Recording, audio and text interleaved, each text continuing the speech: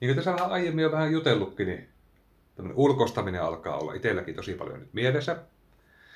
Se on tullut tässä tietotekniikan puolella, niin kuin aiemmassa videossa käytiin läpi. Oksannut viimein, että kaikkea ei kannata tehdä itse. The Who Not How on nyt todellakin iskostumassa päähän. Kirja on vielä lukematta, mutta Why 10x is easier than 2x kyllä auttaa tässä myös tosi paljon. Se oli hyvä kirja.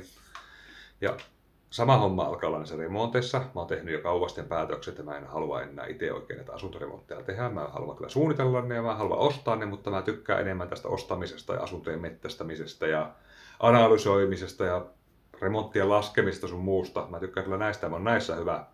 Mä pystyn tekemään, osaan kyllä vasarakassa touhuta ja näin poispäin, mutta se ei ole sitä ehkä parasta käyttöä mun ajalle, joten mä aion nyt tästä lähtien todellakin keskittyä tähän omaan uniikkiin taitooni, mikä on nämä analysoinnit sun muut, ja mieluummin maksaa niille muille, joiden uniikki taito on se esimerkiksi remonttien tekeminen. Saadaan varsinkin samalla rahaa kiertämään maailmalla.